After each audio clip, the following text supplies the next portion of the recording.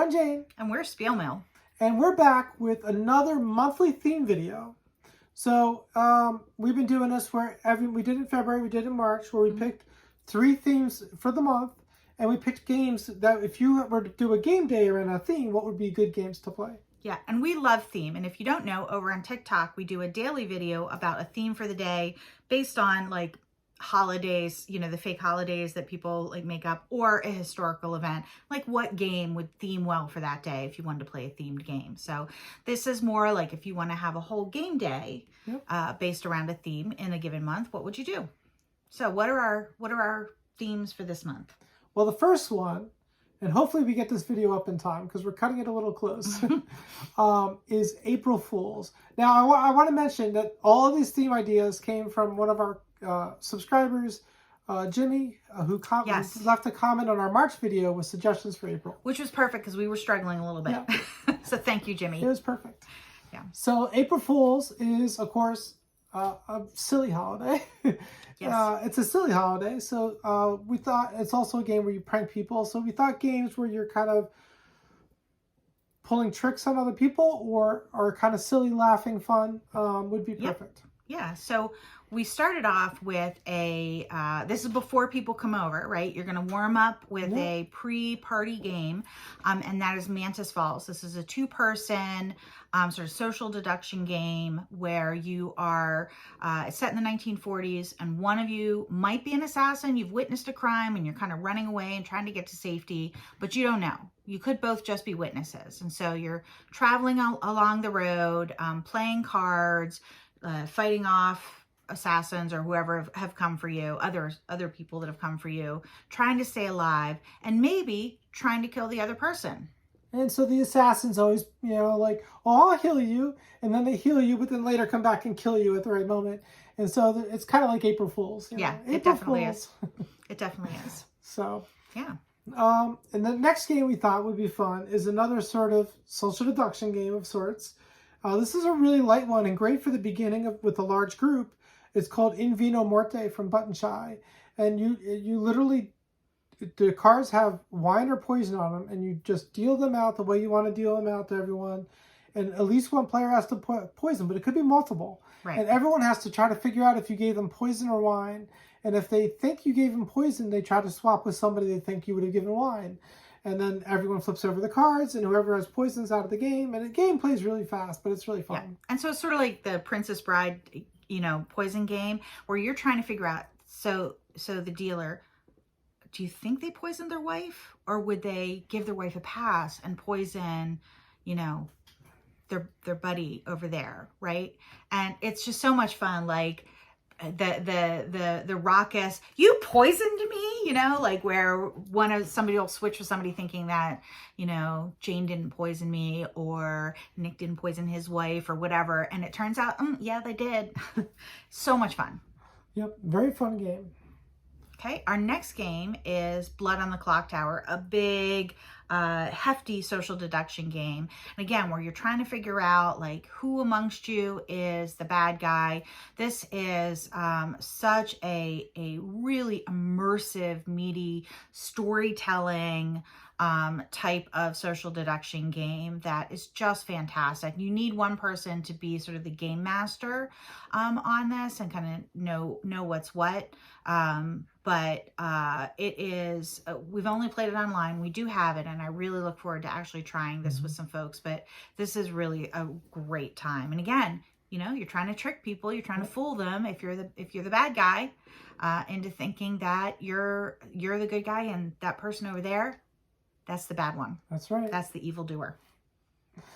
And then apparently we went heavy on the social deduction because our 4th game that we suggest, which you could, you know, mix and match obviously a little bit, is Coup. I'm the Duke. Yeah, everyone's the Duke. Everyone's the Duke. April Fools. I mean, this one to me is really spot on because it always is. Everybody's always saying they're the Duke, and clearly not everybody's the Duke. So it's definitely about fooling people. Yeah. And then our final game is more about silly fun, and that is Monikers, which to me is the most fun party game ever. I've never played this without just laughing hysterically tears coming down your eyes. It's played over 3 rounds. You've got turns of phrases on cards, and we like the monikers, which is has the shut up and sit down folks participated in it, so they're really silly and sometimes a little bit surreal, which we really like.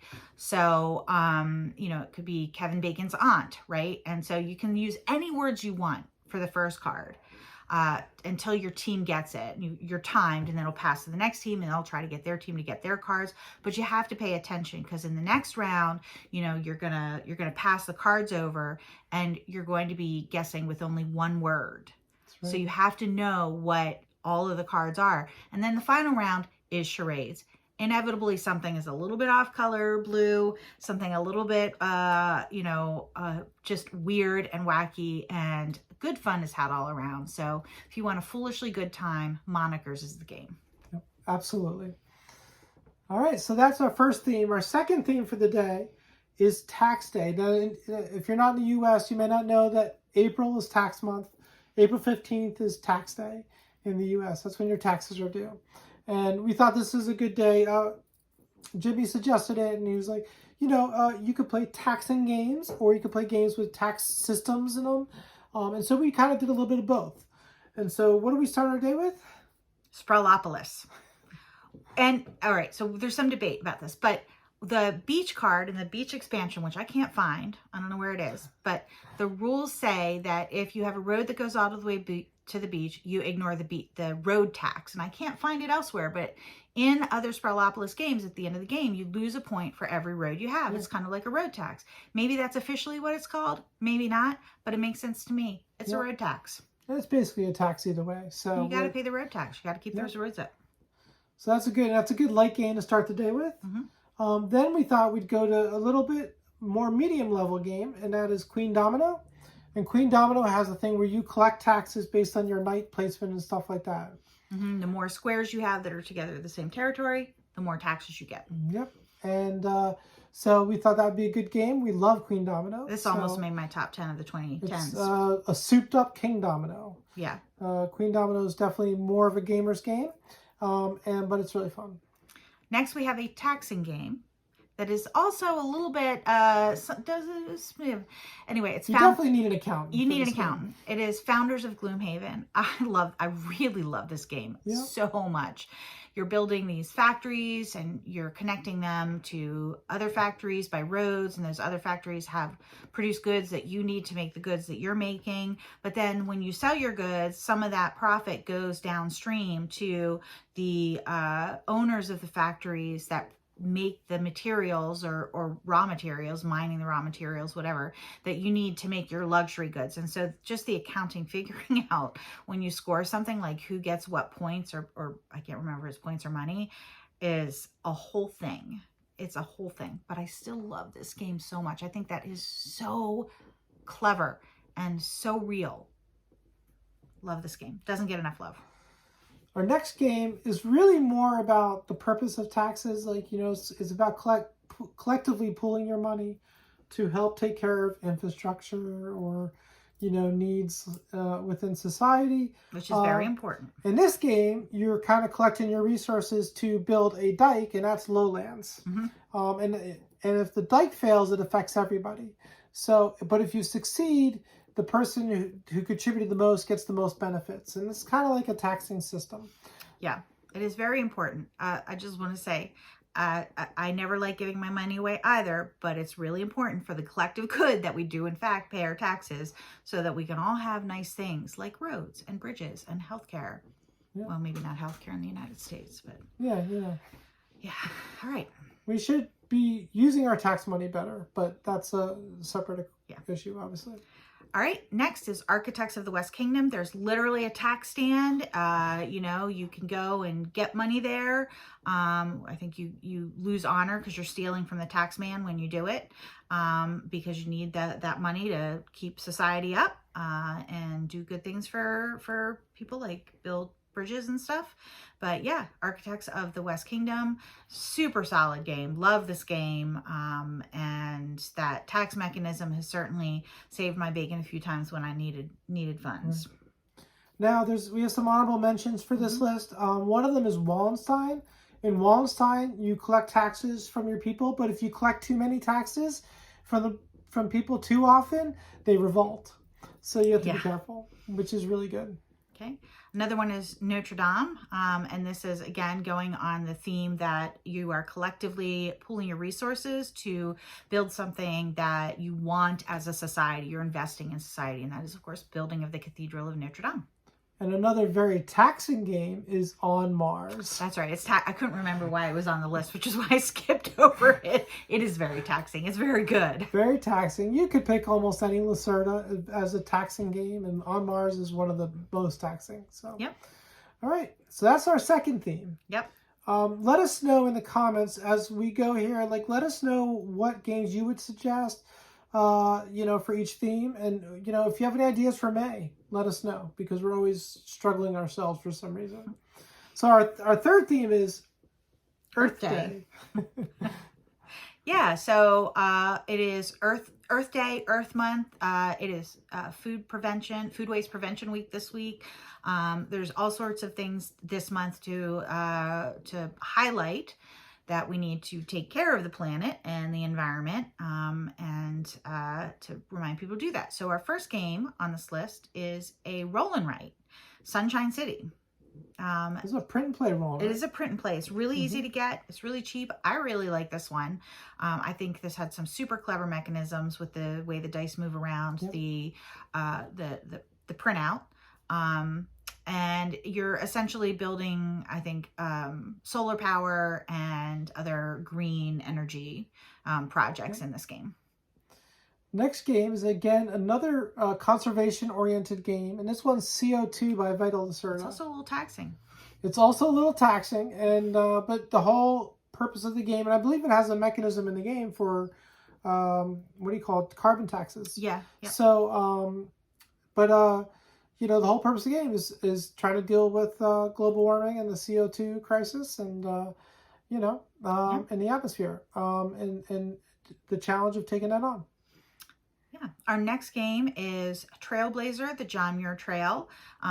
This celebrates one of the pioneers in conservation, John Muir. He, of course, founded the Sierra Club to help protect and preserve our natural landscapes, natural habitats, forests, etc. We really enjoyed this game. We just got this one to the table last month. It's not so much about conservation, but it is about enjoying the outdoors that we can keep if we engage in conservation.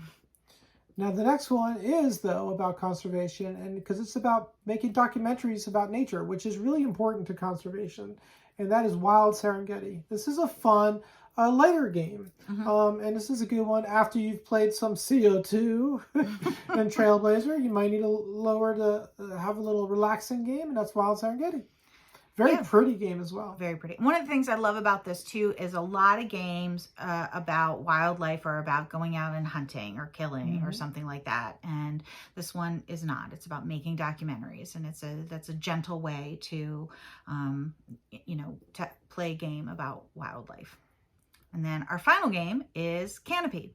And this is on the list for two reasons. One, yes, it's definitely about, nature and the earth, but this game and this publisher has really put a premium on sustainability in their game production. There's no plastic in the game. It comes wrapped in paper. And they really are trying to pursue ways to sustainably have more games in the game hobby, as opposed to, something that's more heavy on the earth. Some honorable mentions. First off is a cooperative game that we have not played yet, but we do have, so we will be playing hopefully soon, and that is Daybreak. Daybreak is about conservation. Yeah, and it is by the designer of Pandemic. Yep, Matt Leacock, and somebody else whose name I can't remember. I apologize. And it is supposedly not, it's very different from Pandemic, but very good. And then finally, Earthborn Rangers, again, in that line of sustainable production. Is this from the makers of Canopy, or am I just making that up? Because they both came wrapped in brown paper. I was like, oh, okay. The cards in this are actually biodegradable, which I think is really cool. We have not played this. I've heard it really, Shut Up and Sit Down loved this game. So I really look forward to playing it. It's an open world sort of legacy game. But again, that focus on sustainability, that we can make a game that is really satisfying, really immersive, and yet has a much lighter impact on the earth is really important, especially celebrating Earth Day. All right, so that's our 3 themes. Let us know in the comments what games you would suggest and what themes you would suggest for April or May. Yeah. And we'll love to talk to you about it. And I don't know, beyond that. Yeah, that's it. Remember, every day that you game is a holiday. Bye, everyone. Bye.